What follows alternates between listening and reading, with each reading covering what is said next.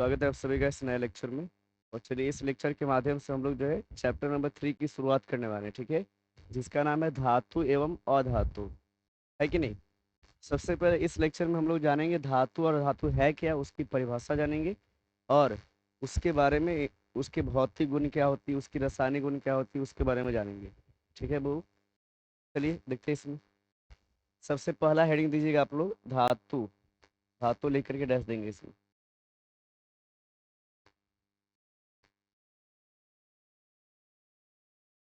लिखिए इसमें धातु यानी कि मेटल्स। मेटल्स, ठीक है। चल, देखिए धातु हो या अधातु हो या एक और होता उपधातु, ये तीनों एक प्रकार के तत्व हैं। तत्व, ठीक है। और तत्व उसको बोलते हैं जो एक ही प्रकार के जो है कणों से मिलकर बने होते हैं, है कि नहीं। और वो कण का नाम है परमाणु। यानी धातु जो है परमाणु से मिलकर बने होते हैं, तो है कि नहीं है। तो ये आपको कुछ कुछ बातें जानकारी होनी चाहिए इसके बारे में। चलिए हम लोग फिलहाल डायरेक्टली हम लोग जो है टॉपिक को शुरुआत कर देते हैं, ठीक है ना। लिखिएगा इसमें, लिखिएगा धातु। धातु धातु वैसे तत्वों को तत्वों को कहा जाता है, कहा जाता है जिसमें जिसमें या डायरेक्ट ऐसे लिखिएगा, है जो जो विद्युत एवं ऊष्मा के चालन करते हैं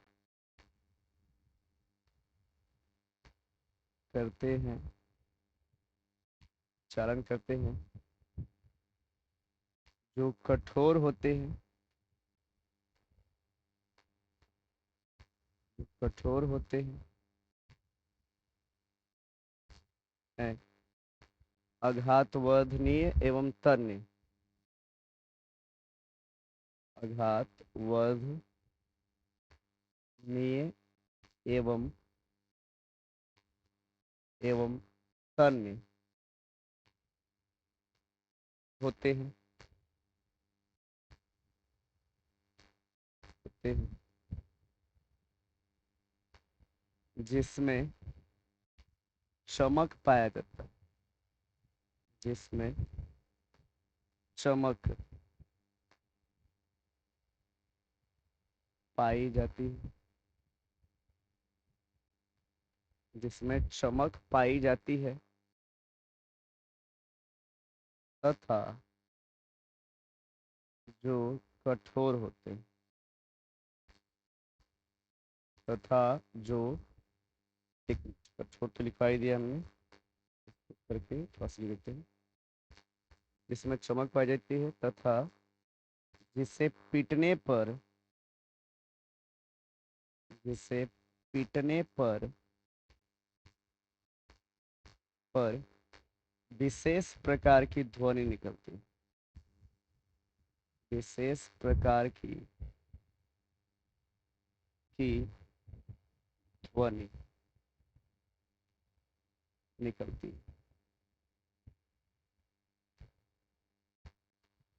निकलती क्लियर। मतलब कि आप ऐसे बोलो, कोई नॉर्मल बोले कि धातु है क्या, तो धातु बताइए कि एक प्रकार का तत्व है, ठीक है ना। जो विद्युत और ऊष्मा का चालन करता है।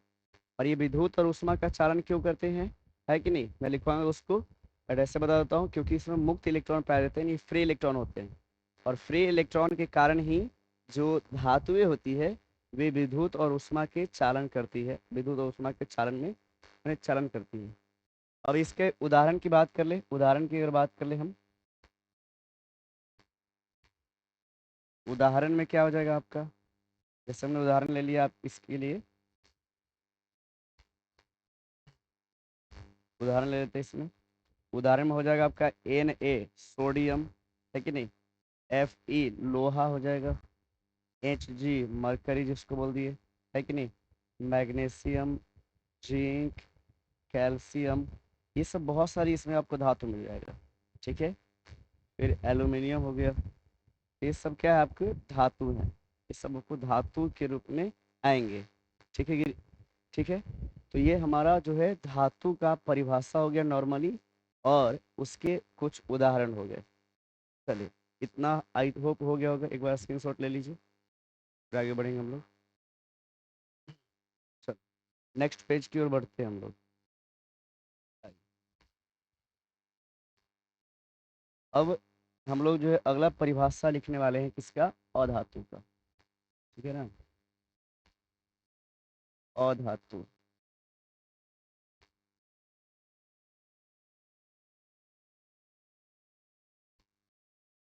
अधातु यानी कि नॉन मेटल्स।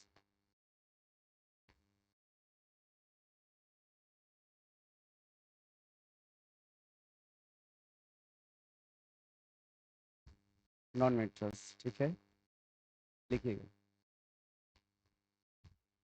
इसका परिभाषा लिखेंगे हम लोग। देखिए, वैसे तत्व जो विद्युत एवं ऊष्मा के कुचालक,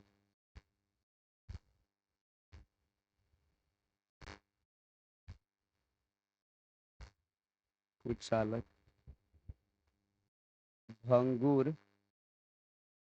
देखिए, भंगुर मतलब कि जिससे पीटने पर चूर चूर हो जाए, टूट जाए, है कि नहीं, उसको भंगुर बोलते हैं, है कि नहीं।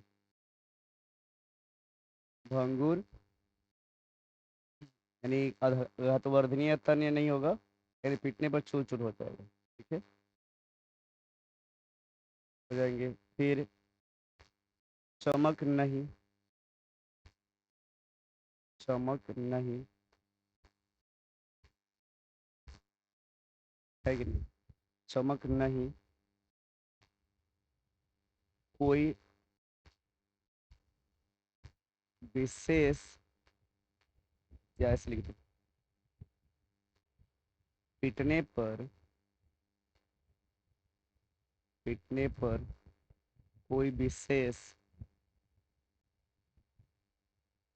ध्वनि, चमक नहीं, पीटने पर कोई विशेष ध्वनि नहीं,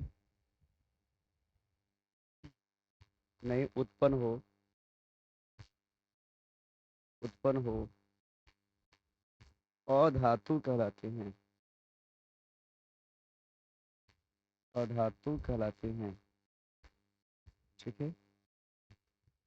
ये आपका अधातु हो जाएगा। मैंने अधातु कुछ कुछ लिख देता हूँ इसमें, लेकिन उसको देख लीजिएगा आप लोग। उदाहरण में क्या हो जाएगा, उदाहरण में आपका हो जाएगा इसमें, आप पढ़ लो। इसमें हो जाएगा आपका कार्बन ले लो, कार्बन, नाइट्रोजन, ऑक्सीजन, क्लोरीन हो गया, है कि नहीं, ब्रोमीन हो गया, सल्फर हो गया, फिर से ऐसे ही आप एग्जाम्पल देख लीजिए। तो ये सब आपको क्या मिल जाएंगे, ये सब अधातु, ठीक है ना। ये सब आपको अधातु मिल जाएंगे, क्लियर।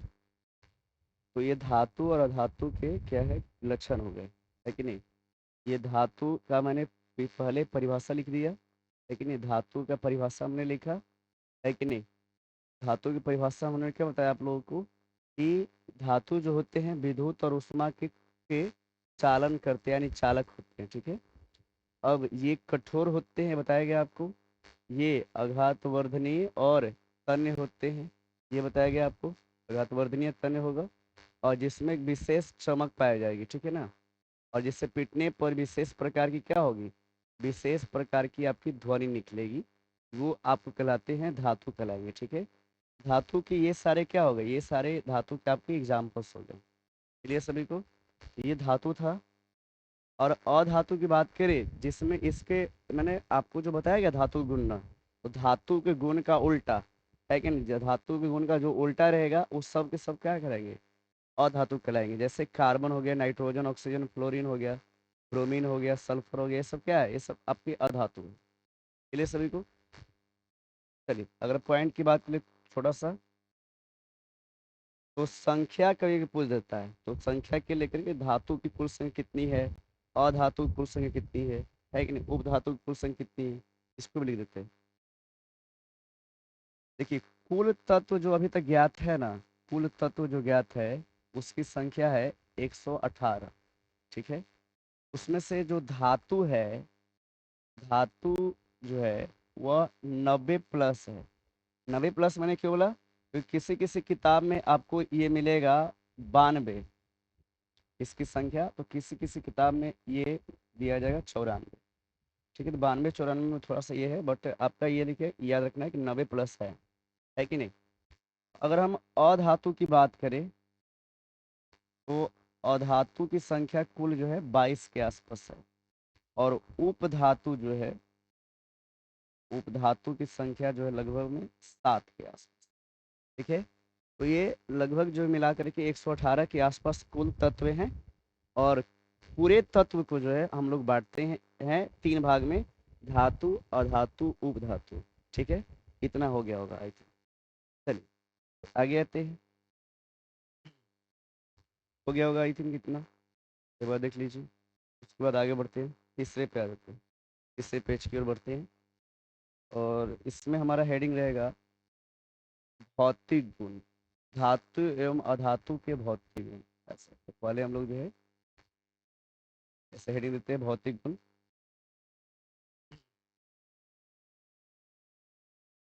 भौतिक गुण,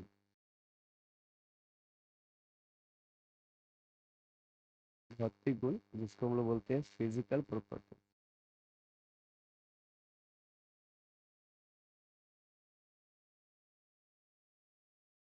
अब फिजिकल प्रॉपर्टीज में किसका फिजिकल प्रॉपर्टी जानेंगे हम लोग, तो जानने वाले हैं पहले किसका, धातु का, है कि नहीं, धातु का भौतिक गुण। तो लिख दीजिएगा धातु का भौतिक गुण। देखिए, धातु का भौतिक गुण, physical properties of metal. First लिखते हैं,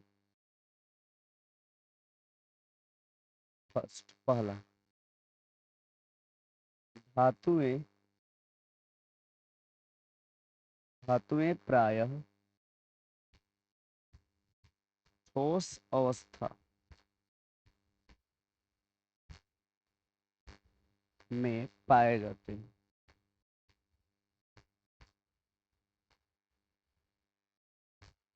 है कि नहीं, जितने भी मेटल्स है, जितने मेटल्स है वो लगभग जो है किस अवस्था में पाए जाएंगे, ठोस में पाए जाएंगे।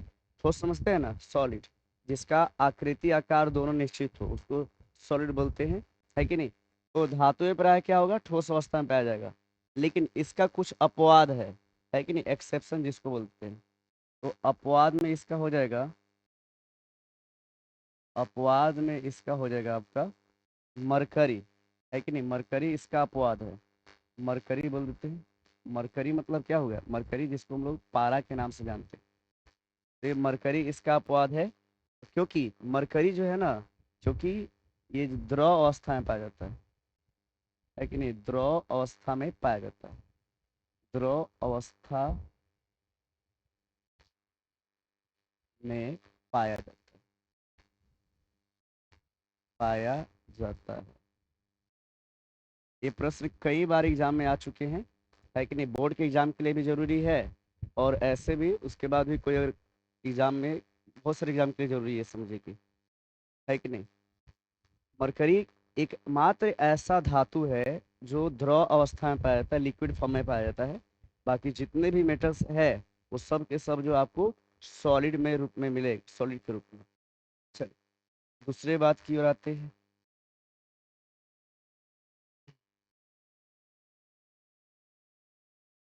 दूसरे बात की ओर आते हैं इसमें, लिखिएगा, धातुएं प्रायः कठोर होते हैं। धातुएं प्राय क्या होते हैं? कठोर होते हैं। कठोर होते हैं। जैसे कि अगर बात करूं मैं, जैसे कि बहुत सारे जैसे हार्ड मेटल्स बहुत सारे हैं, लेकिन हम अपवाद की बात करते हैं। तो अपवाद की अगर बात करें हम, तो इसमें अपवाद में आ जाएगा आपका पोटेशियम।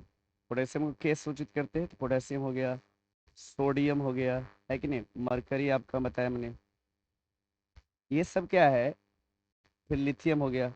ये सब आपके जो है अपवाद आते हैं कि ये कठोर नहीं होते, मुलायम होते हैं, है कि नहीं। सोडियम जो है ऐसा धातु है जिसे चाकू से काट सकते हैं, है कि नहीं है? तो ये कैसे लिख दो?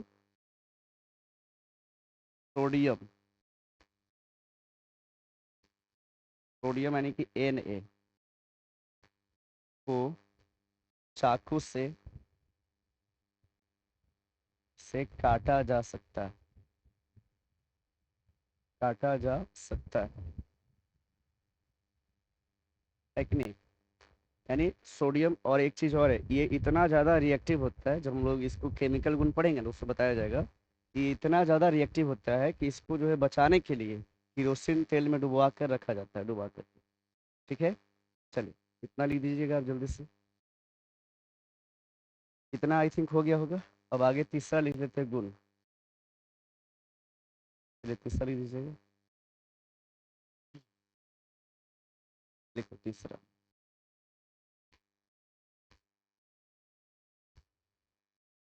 तीसरा यानी कि थर्ड हो जाएगा। ये जे, या इस ऐसे लिखो, इसमें इसमें विशेष प्रकार की,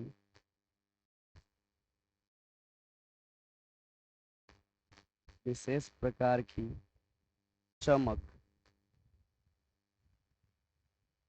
चमक पाई जाती है।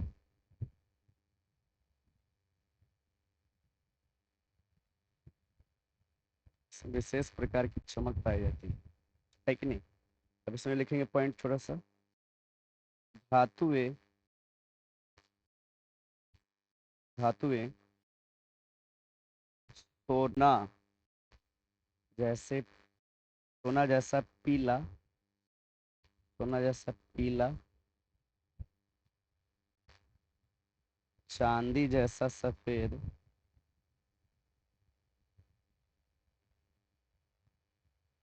चांदी जैसा सफेद, एवं तांबे जैसे लाल होते हैं। एवं तांबे जैसे क्या होते हैं? लाल होते हैं। समझ कि नहीं आया? ये जो है कुछ आपको जो तीन बताया गया इसमें, ये क्या है इसकी, ये भौतिक गुणे हैं, है कि नहीं। और भी एक दो है, लिखवा रहा हूँ मैं उसको। चलिए कर लीजिए उसको जल्दी सीखना। हो गया होगा। चलिए अगले पेज की ओर बढ़ते हैं। चौथा, धातुओं को, धातुओं को पीट कर उसकी चादरें, चादरें बनाई जा सकती है, बनाई जा सकती है।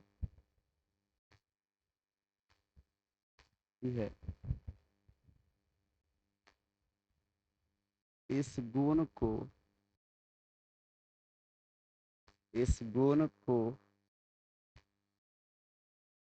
अघात वर्धनीयता,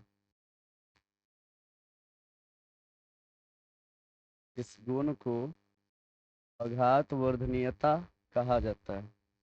एक नहीं, क्या बोलेंगे? अघात वर्धनीयता कहा जाता है। ठीक है, अब इसमें हम लिखवा देते हैं आप लोगों को, सबसे अधिक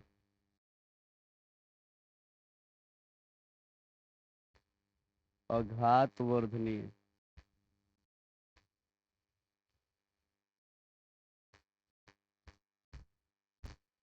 सबसे अधिक अघतवर्धनीय धातु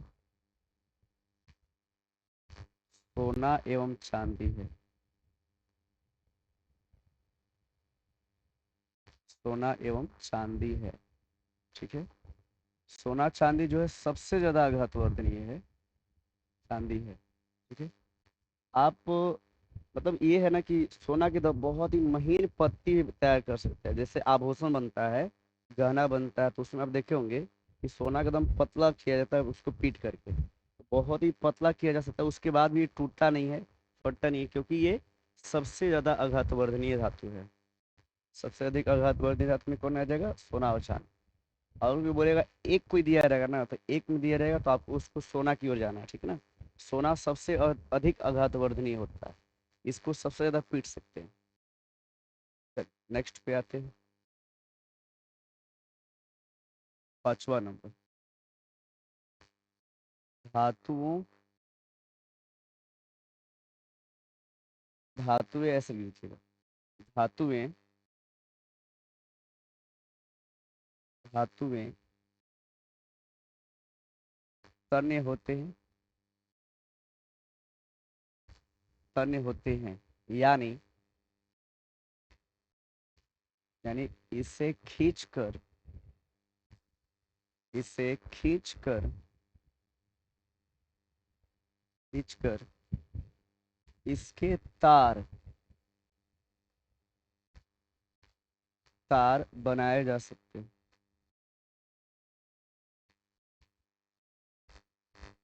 इसके तार बनाए जा सकते हैं।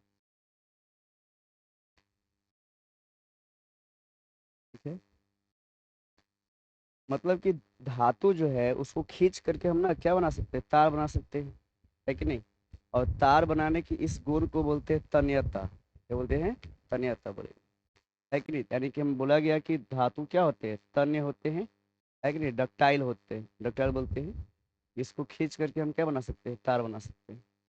अगर सबसे अधिक तन्यता की बात करें हम, तो सबसे अधिक तन्य में कौन हो जाएगा? सबसे अधिक तन्य धातु, इसमें भी आपका आ जाएगा सोना चांदी, है कि नहीं। सोना और चांदी कर दीजिएगा इसमें, सोना एवं चांदी। आप इस बात से अंदाजा लगा सकते हैं कि इतने ज्यादा तने होते हैं सोना चांदी, क्योंकि 1 ग्राम, है कि नहीं, अगर आप 1 ग्राम चांदी लेते हैं ना, तो उससे आप 2 किलोमीटर लंबा तार खींच सकते हैं। समझ गया ना। 1 किलोमीटर, 1 ग्राम चांदी से 2 किलोमीटर लंबा तार खींचा जा सकता है। इसलिए ये सबसे ज्यादा तन्य होते हैं, है कि नहीं। ये आप याद रखिएगा, बहुत इंपॉर्टेंट आपका ये टॉपिक है, कई बार कई सारे एग्जाम में पूछा जा चुका है। ठीक है। अब 5वां की बात कर ले, लिख दीजिएगा। 5वां हो जाएगा आपका। देखिए, छठा है, इसे पीटने पर, पीटने पर एक विशेष प्रकार की, पीटने पर एक विशेष प्रकार की ध्वनि, विशेष प्रकार की ध्वनि, विशेष प्रकार की ध्वनि निकलती है, निकलती है, जिससे, जिससे ध्वनिक, जिससे ध्वनिक यानी सोनोरस, तो ध्वनिक यानी सोनोरस कहा जाता है। ठीक है नहीं? आप लोग जो है स्कूल की घंटी देखे होंगे, स्कूल की घंटी को पीटते हैं तो एक विशेष प्रकार का आवाज निकलता है कि नहीं निकलता है। तो इसका कारण क्या? देखिए, जितने भी मेटल है ना, जितने भी मेटल है इस धरती पर, जैसे लोहा हो गया, है कि नहीं, चांदी हो गया, सोना हो गया, कॉपर हो गया, ये सबको पीटने पर, एल्युमिनियम हो गया, जिंक हो गया, ये सबको पीटिएगा ना, एक अलग ही प्रकार की आवाज निकलेगी। बाकी आप लकड़ी, लोहा हो गया, प्लास्टिक हो गया, लोहा नहीं, लकड़ी हो गया, प्लास्टिक हो गया, जितनी भी अधातु है, इसको पीटिएगा तो कोई विशेष आवाज नहीं निकलेगा, है कि नहीं। तो आवाज जो निकलता है इसको बोलते हैं ध्वनिक के नाम से जाना जाता है। ध्वनिक बोलेंगे। और ध्वनिक कहा जाता है सोनोरस। ठीक है, सोनोरस के नाम से इसको हम जानते हैं। चलिए, ये हो गया आपका, है कि नहीं। इधर हम लोगों ने कितना देख लिया, इसमें बताया गया। कि धातुएं ठोस अवस्था में पाया जाता है, कठोर होते हैं, विशेष प्रकार की चमक होती है कि नहीं। अब इसमें रंग की बात करें, चमक की बात करें, तो पीला, सफेद और तांबे जैसा लाल दिखाई देगा। ठीक है, ये है आपका। धातुओं को पीट कर उसकी चादरें बनाई जा सकती है, जिसको आघात वर्धनीयता कहते हैं। सबसे अधिक आघात वर्धनीय धातु कौन है? सोना चांदी। एक पूछेगा तो सोना। ठीक है। धातुएं तन्य होती है, यानी कि इसको खींचकर तार बनाए जा सकते हैं। सबसे अधिक तन्य धातु में आ जाएगा सोना चांदी। उसमें भी बोलेगा तो चांदी आप लगा दीजिएगा, एक बोलेगा तो। पिटने पर एक विशेष प्रकार की ध्वनि निकलती है, जिससे हम क्या कहते हैं? ध्वनि के नाम से जानेंगे। ठीक है। चलिए, तो आई होप जो है इतना ही आपको जो है समझना है इसमें, धातुओं के भौतिक गुण में, है कि नहीं। तो धातुओं के भौतिक गुण हमने समझ लिया। देखिए हमने इसमें, यहाँ हम लोग समझ रहे थे भौतिक गुण। तो भौतिक गुण में धातु का भौतिक गुण समझ गया, ठीक है, लगभग में यही है। ठीक है। अब हम अधातु की बात करें तो अधातु का भौतिक गुण पे आ जाते हैं। चलिए, एक काम करिए, इसको स्क्रीनशॉट ले लिए होंगे आप लोग। स्क्रीनशॉट हो गया होगा तो आगे बढ़ेंगे हम लोग एक बार। चलो, लिखिए, अगला हेडिंग दीजिएगा आप लोग। अधातु के भौतिक गुण।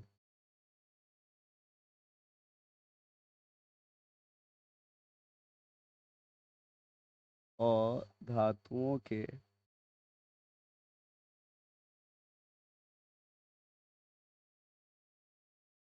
भौतिक गुण। ठीक है।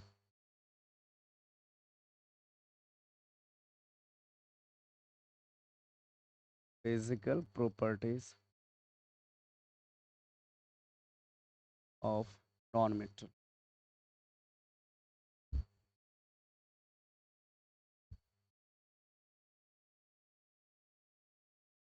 नॉन मेटल की भौतिक गुण। चलिए, इसमें फर्स्ट की बात कर लेते हैं, लिख लेते हैं। धातु में, सॉरी, अधातु में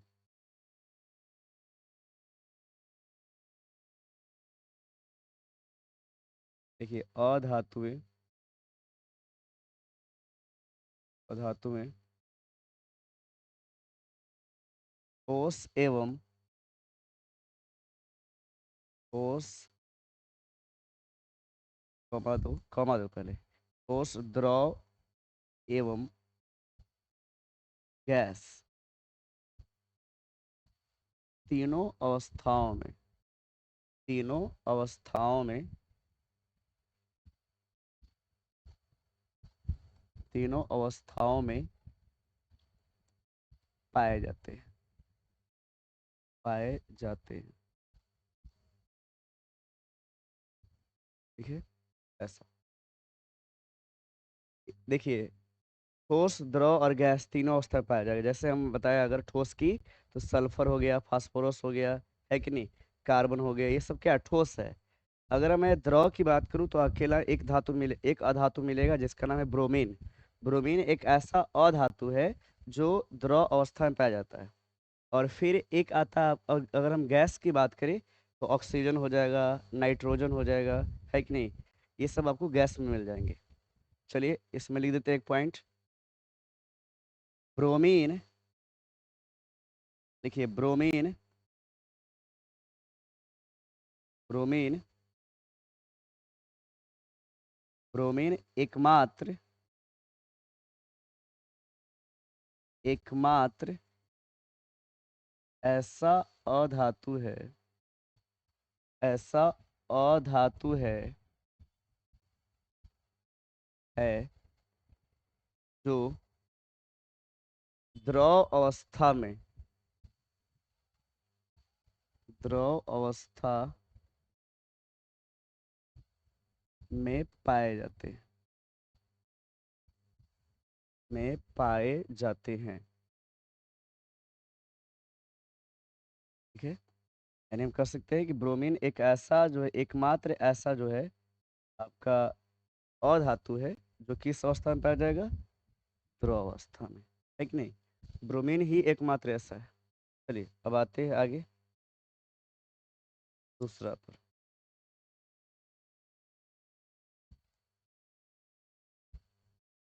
ठीक है, अब दूसरा की ओर आ जाते हैं इसमें। चलिए, अधातु में प्रायः लिखिएगा इसमें, अधातु में प्रायः भंगुर होते हैं, भंगुर होते हैं। अधातु कैसे होते हैं, भंगुर होते हैं। भंगुर का मतलब क्या है, तो पीटेंगे ना, पीटने पर चूर चूर हो जाएंगे। जैसे मैंने बताया था कार्बन, अगर कोयला का टुकड़ा लीजिएगा, उसको आप पीटते हैं तो क्या हो जाता है, पूरी तरह से टूट जाता है ना, टूट जाता है बिल्कुल। तो इसका कारण ये हुआ कि अधातुएं जो होती है ना, वो भंगुर भंगुर होंगे, यानी पीटने पर टूट जाएंगे। प्लास्टिक हो गया, देखिए कुर्सी पर अगर आप ईंट उट पत्थर से पटक देते हैं तो क्या होता है, चूर चूर हो जाता है वो, क्योंकि वो अधातु है, इसलिए कैसा रहेगा वो, भंगुर रहेगा। क्लियर सभी को। चलिए, अधातु भंगुर होते हैं, लेकिन अपवाद की बात कर लेते हैं। इसका एक अपवाद है, अपवाद। अपवाद हो जाएगा हीरा। क्या हो जाएगा अपवाद में, हीरा। हीरा इसका अपवाद है, इसको हम लोग डायमंड कहते हैं, डायमंड। क्योंकि ये दुनिया का सबसे कठोर पदार्थ है कि नहीं। हीरा जो है दुनिया का सबसे कठोर पदार्थ है, दुनिया का सबसे कठोर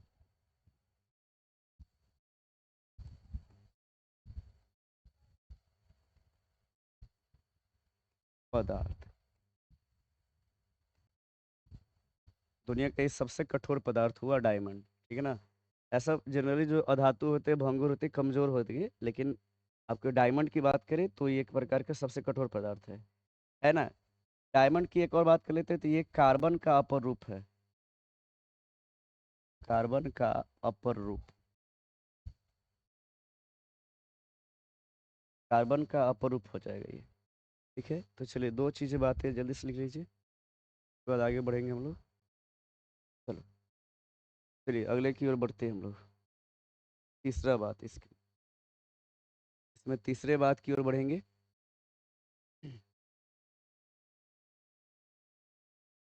लिखिएगा तीसरा, अधातुओं में, अधातुओं में में कोई विशेष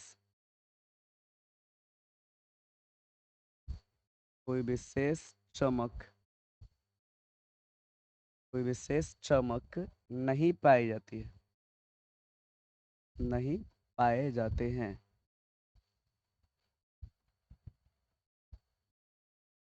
कोई विशेष चमक नहीं पाए जाते, ठीक ना। लेकिन अपवाद में भी है इसका, अपवाद है। अपवाद में हो जाएगा आपको ग्रेफाइट, फिर हो जाएगा आपको आयोडीन। ग्रेफाइट और आयोडीन तो ऐसे जो है अधातु है जो चमकते हैं, है कि नहीं। इसको छोड़ करके जितने भी आपको नॉन मेटल्स मिलेंगे, उनमें किसी भी प्रकार का कोई चमक नहीं पाया जाएगा। ठीक है, चलो अब अगले की बात कर लेते हैं हम। हाँ, ये भंगुर होते हैं, कर लिया हमने। फिर कठोर के तो कर लिए हमने, इसमें हो गया, हो गया। चलो देखिए इसमें, अधातुओं को, अधातुओं को पीटने पर, पीटने पर कोई विशेष ध्वनि नहीं निकलती है, नहीं निकलती है, कोई विशेष ध्वनि नहीं निकलती। इस बात को हमेशा याद रखिएगा। कि अधातुओं के पीटने पर ऐसा कोई धातु जैसा कोई विशेष ध्वनि नहीं निकलता है। इस बात को हमेशा याद रखिएगा। तो हम लोगों ने अब तक धातु और अधातु दोनों के भौतिक गुण के बारे में चर्चा अच्छे से कर लिया, ठीक है। भौतिक गुण के बारे में हम लोगों ने ठीक से पढ़ लिया। अब बारी है रासायनिक गुण का। तो हेडिंग दीजिएगा इसमें,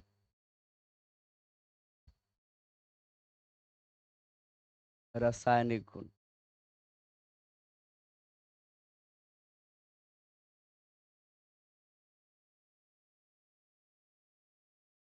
रासायनिक गुण, ठीक है, इसको हम लोग बोल देंगे केमिकल प्रॉपर्टीज।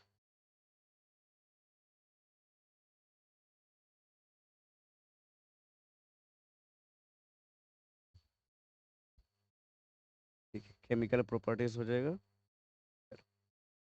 सबसे पहले हम लोग धातु के बारे में बात करेंगे, यानी धातु के हम लोग जो है केमिकल प्रॉपर्टीज की बात करेंगे।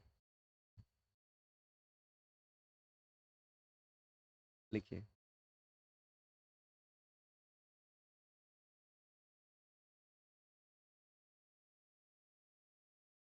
ये धातुओं के रासायनिक गुण।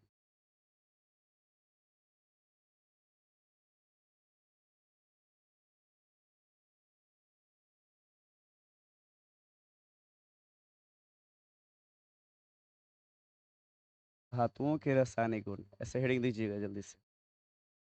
हम लोग धातु के रासायनिक गुण में क्या क्या पढ़ेंगे, समझिएगा ध्यान से। पहला हम लोग जानने वाले इसमें फर्स्ट जो है हो रहेगा आपका आयनों का निर्माण, है कि नहीं, आयनों का निर्माण। चलिए इसको जान लेते हैं।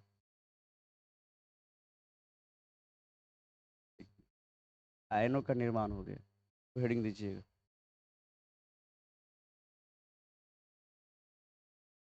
आयनों के निर्माण।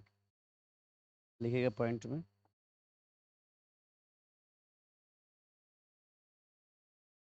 देखिए, सभी धातु में अपनी अपनी बाहरी कक्षा में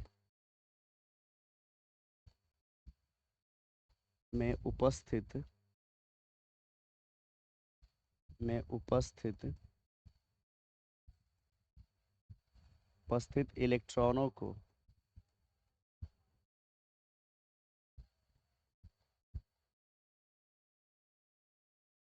त्याग कर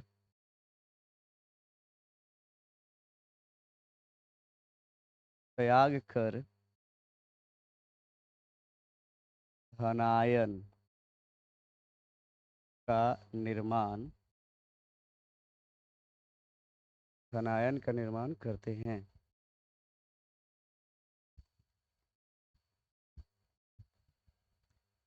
जितने भी धातु हैं वे क्या करते हैं, अपनी बाहरी कक्षा में जो उनका इलेक्ट्रॉन होता है उनको त्याग करके और धनायन के निर्माण करेंगे। इस बात को हमेशा नोट कर लीजिएगा, है कि नहीं।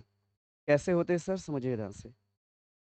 चलिए इतना हो गया है, चलो शुरू करते हैं, आगे बढ़ जाते हैं हम लोग। देखो समझिएगा, मैं जैसे एग्जांपल लिया यहाँ पे सोडियम का, ठीक है, सोडियम है, सोडियम, ये सोडियम है। इसने क्या किया, एक इलेक्ट्रॉन का त्याग किया, है कि नहीं, माइनस में यहाँ लिख देते हैं हम ई निगेटिव। इलेक्ट्रॉन का त्याग किया, और इलेक्ट्रॉन का त्याग करने के बाद पता है क्या बन गया, ये बन गया Na प्लस पॉजिटिव, ठीक है। अब ऐसा क्या क्यों हुआ सर, है कि नहीं, ये हमने इलेक्ट्रॉन यहाँ से गायब किया, इलेक्ट्रॉन यहाँ से गायब कर दिया, इसमें से इलेक्ट्रॉन गायब हुआ, ये Na प्लस बन गया, ऐसा क्यों, देखिए समझिएगा। सोडियम की बात करें तो इसका परमाणु संख्या होता है 11, यानी कि इसमें प्रोटॉन और इलेक्ट्रॉन की संख्या बराबर होती है, और वो होती है 11 के बराबर, ठीक है। यानी इसकी अगर बात करें हम सोडियम की, इसमें 11 आपका इलेक्ट्रॉन भी है और 11 आपका प्रोटॉन भी है, ठीक है। लेकिन जैसे ही इसने जो एक इलेक्ट्रॉन त्यागा, तो इसमें इलेक्ट्रॉन त्यागा ना जी, इलेक्ट्रॉन त्यागा, तो इसके पास इलेक्ट्रॉन कितना हो गया, 10, लेकिन प्रोटॉन तो वही है, प्रोटॉन तो आपका 11 ही है, समझिएगा, 11 ही है। अब बताओ, ये 11 प्रोटॉन 11 इलेक्ट्रॉन है, यानी कि प्लस माइनस की संख्या बराबर है। ये उदासीन होगा, यानी एक दूसरे को काट कर जीरो कर देगा, इसलिए इस पर कोई कुछ नहीं लिखा गया है। लेकिन यहाँ की अगर बात करें तो एन 10 इलेक्ट्रॉन जो है 10 प्रोटॉन को न्यूट्रल कर देगा। और अभी भी घटाओगे तो एक प्लस ज़्यादा है, प्लस ज़्यादा होने के कारण इस पर प्लस चढ़ा हुआ है, ठीक है। तो सोडियम जो है इलेक्ट्रॉन त्यागेगा तो क्या बनाएगा आपका, Na+ बनाएगा। इसको और अलग तरीका से अगर समझना है आपको, तो इसमें आप ऐसे समझ सकते हैं कि देखिए, इसका इलेक्ट्रॉनिक विन्यास निकालोगे तो 2 8 1 मिलेगा, यानी इसके बाहरी कक्षा में 1 है। और आपको मैंने पढ़ाया है कि अगर जिस तत्व के बाहरी कक्षा में 1 2 या 3 इलेक्ट्रॉन हो, वह आसानी से अपना इलेक्ट्रॉन त्याग सकते हैं। और त्याग करके क्या बना देगा आपको, एक Na+ बना देगा। जैसे इसमें क्या हो जाएगा, इसमें 2 और 8 हो जाएगा, एक इलेक्ट्रॉन उसने त्याग दिया, ठीक है। ये फर्स्ट हमने कर लिया इसमें, यानी धनायन का निर्माण करेंगे ये, ठीक है। दूसरा की बात कर लूँ मैं, दूसरा हम ले लेते हैं मैग्नीशियम का। देखिए मैग्नीशियम के पास जो है ना, मैग्नीशियम के पास 12 इलेक्ट्रॉन है और 12 प्रोटॉन है, क्लियर। उसने क्या क्या करेगा, ये 2 इलेक्ट्रॉन त्यागेगा, 2 इलेक्ट्रॉन का ये जो है त्याग करेगा, इसमें से 2 इलेक्ट्रॉन गायब होंगे। और जैसे ही 2 इलेक्ट्रॉन गायब होगा, सुनिए ध्यान से, अगर जैसे ही 2 इलेक्ट्रॉन गायब हुआ इसमें से, तो यह बना देगा इसमें, ये बना देंगे Mg2+ बना देगा मैग्नीशियम का आयन। क्यों, क्योंकि समझिएगा इसमें 2 इलेक्ट्रॉन त्यागेगा, ये अगर 2 इलेक्ट्रॉन त्यागा तो 2 इलेक्ट्रॉन त्यागने के कारण क्या बना देगा ये, 2 इलेक्ट्रॉन त्यागने के कारण 10 इलेक्ट्रॉन हो जाएंगे इसके पास। लेकिन प्रोटॉन जो है 12 के बाहर ही रहेगा। अब दोनों में अंतर कितने का है, 2 का है, ठीक है, समझना। इसका हो जाएगा 2 8 2 इलेक्ट्रॉनिक विन्यास, इसका हो जाएगा 2 8 हो जाएगा।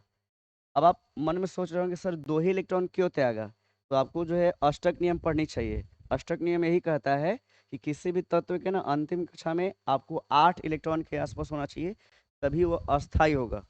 और जब आयन बनेगा ना तो वह अस्थाई को प्राप्त करना चाहेगा, है कि नहीं, इसलिए इसके बाहरी कक्षा में 2 इलेक्ट्रॉन है, त्यागेगा, ठीक है, ऐसा। और भी अगर बात करें हम, तो तीसरा की अगर हम बात करें तो आप ले लीजिए एल्युमिनियम, है कि नहीं। एल्युमिनियम के पास जो है 13 इलेक्ट्रॉन है कि नहीं, और 13 ही प्रोटॉन है, इसलिए उदासीन होंगे। लेकिन ये जो है 3 इलेक्ट्रॉन का त्याग करेगा, और 3 इलेक्ट्रॉन जिससे त्याग करेगा, ये बन जाएगा आपका Al3+, है कि नहीं, Al3+ बन जाएगा। क्योंकि इसके पास 10 इलेक्ट्रॉन रहेगा और 13 प्रोटॉन रहेगा। घटाओगे दोनों में तो प्लस की संख्या 3 रहेगा ज़्यादा मात्रा में, ये आज आपका आ जाएगा, क्लियर सभी को। तो जितनी भी धातुएं हैं वे विद्युत धनात्मक होते हैं, यानी कि वे इलेक्ट्रॉन का त्याग करके धनायन में परिवर्तित हो जाते हैं, क्लियर सभी को। चलिए, तो यानी कि हमने आयनों का निर्माण पढ़ लिया। अब है हम लोगों को जानना है इसमें, ठीक है, दूसरा हो जाएगा आपका, दूसरा हो जाएगा ऑक्सीजन से अभिक्रिया। दूसरा भौतिक गुण में हो जाएगा ऑक्सीजन से अभिक्रिया।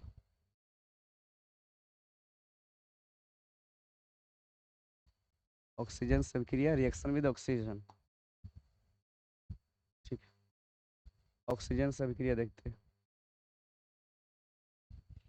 देखिए जितने भी आपको ऑक्सीजन धातु मिलेंगे तो मुख्यतः जो है ऑक्सीजन से अभिक्रिया करके, यानी वायु में जल करके जो है ऑक्साइड का निर्माण करते हैं। किसका निर्माण करेंगे, ऑक्साइड का। तो लिख देंगे इसको, लगभग सभी धातु या प्रायः प्रायः धातुएं ऑक्सीजन से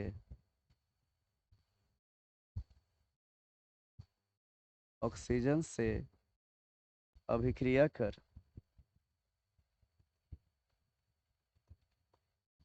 अभिक्रिया कर ऑक्सीजन से अभिक्रिया कर अपने ऑक्साइड, या फिर ऐसे लिख दीजिएगा, क्षारीय ऑक्साइड, क्षारीय ऑक्साइड, क्षारीय ऑक्साइड, क्षारीय ऑक्साइड का निर्माण कर लेती है, निर्माण कर लेती है।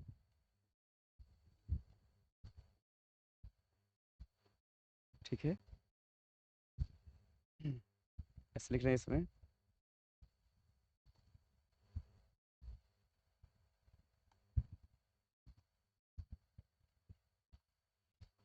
धातु के ऑक्साइड,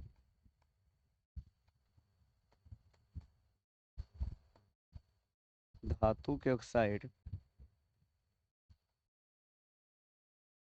जल में घुलकर, जल में घुलकर क्षार का निर्माण करती है।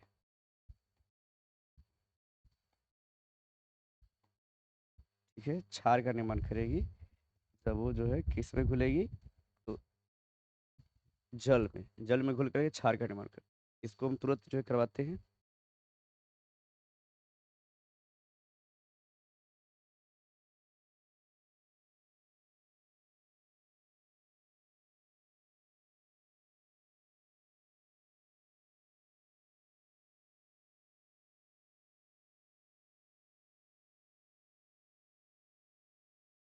ठीक है, आई होप इतना हो गया होगा।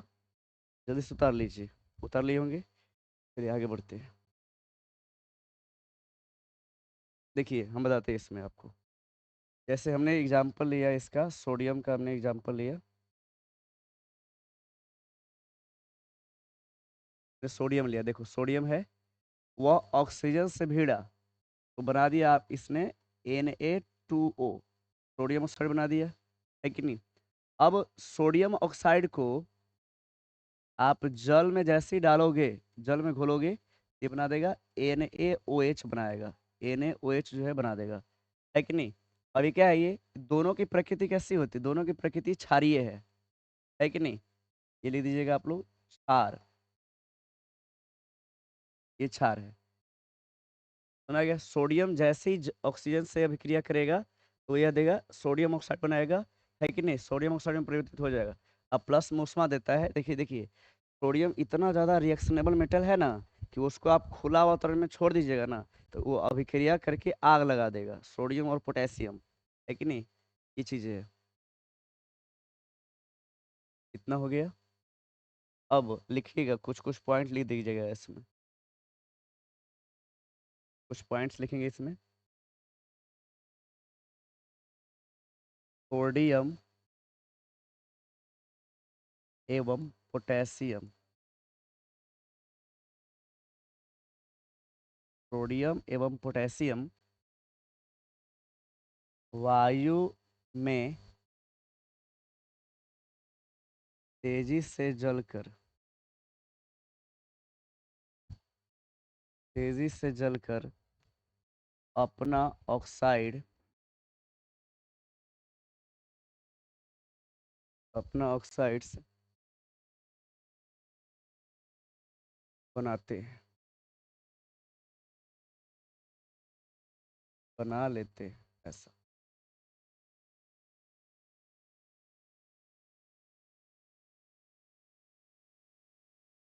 तो बस,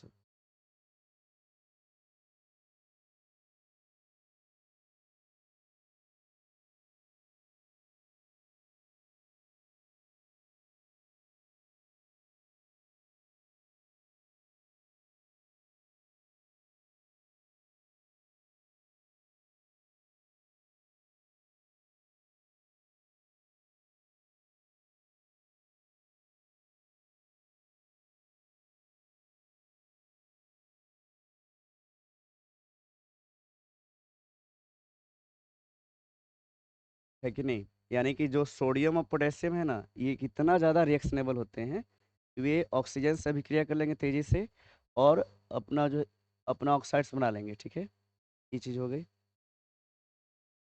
अब लिखते हैं इसमें एक और point, magnesium. Magnesium, comma, aluminium, aluminium, zinc, zinc आदि धातुएं, आदि धातुएं धीरे धीरे, धीरे धीरे वायु से अभिक्रिया कर, से अभिक्रिया कर, अभिक्रिया कर कर ऑक्साइड्स, ऑक्साइड्स का निर्माण, निर्माण करते हैं, करते हैं जो उसके बाहरी परत पर, जो उसके बाहरी परत, परत पर चिपक जाते हैं, जाते हैं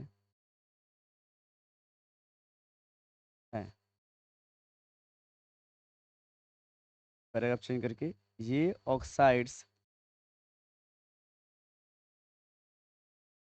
धातुओं को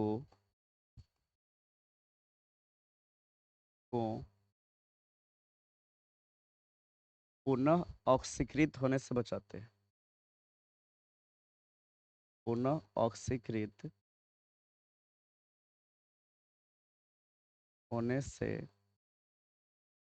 बचाती है। ठीक है, समझिएगा। देखिए, आपको इसमें दिख रहा होगा कि इसमें अलग अलग कैटेगरी के हैं। जो आपको जो ऑक्सीजन से रिएक्शन की बात करें, तो ऑक्सीजन से रिएक्शन में भी क्या अलग अलग कैटेगरी है। जैसे सोडियम पोटेशियम बहुत ही ज़्यादा हाई रिएक्शनेबल मेटल है कि नहीं, तो वो ऑक्सीजन से नॉर्मली अभिक्रिया कर लेगा और आपको ऑक्साइड बना देगा। लेकिन अगर मैग्नीशियम, एल्युमिनियम, जिंक इस सब की बात करें, तो ये सभी जो है धीरे धीरे ऑक्सीजन से अभिक्रिया करते हैं और ऑक्साइड बनाते हैं। और यही ऑक्साइड जो उनके बाहरी परत पर चिपक जाते हैं, और जो परत पे चिपक गया है बाहर ना, यही क्या करेगा, उसको वापस जो है ऑक्सीजन से ऑक्सीकृत होने से बचाएगा। ठीक है, चलो, ये हो गया। तो आज की क्लास को इतना ही तक रहने देते हैं, ठीक ना। हम लोगों ने रासायनिक गुण स्टार्ट कर दिए धातुओं का, मेटल्स का हम लोग केमिकल प्रॉपर्टी स्टार्ट कर चुके हैं। ठीक है ना। इसमें पहला देखे हम लोगों ने कि जो धातु है वे अपना इलेक्ट्रॉन का त्याग कर सकते हैं, और त्याग करके आसानी से धनायन का निर्माण करते हैं। ठीक है, मैंने इसको देख लिया, इसमें समझाया था कैसे इलेक्ट्रॉन त्यागते हैं और कैसे धनायन बनाते हैं। फिर हमने देखा ऑक्सीजन से रिएक्शन। तो हमने देखा इसमें कि धातुएं जो होती है ऑक्सीजन से अभिक्रिया करके क्षारीय ऑक्साइड बनाते हैं। अब क्षारीय ऑक्साइड करने का अर्थ क्या हुआ सर? क्योंकि जब जैसे ही धातु के ऑक्साइड को आप जल में डालोगे, तो वह जो है क्षार का निर्माण करेगा, यानी कि वह क्षार पदार्थ में टूट जाएगा, है कि नहीं। इसके लिए हमने एग्जाम्पल दिखाया था आपको कि सोडियम ऑक्सीजन से भिड़ेगा तो सोडियम ऑक्साइड बनाएगा, और जल में पूरा घोला जाएगा तो उसको वो जो बना देगा क्या, आपका क्षार, यानी कि NaOH बना देगा। ठीक है, तो इतना ही तक आज को रखते हैं इसको, है कि नहीं। आगे हम केमिकल प्रॉपर्टीज को अगले क्लास में डिस्कस करेंगे। चलिए, धन्यवाद।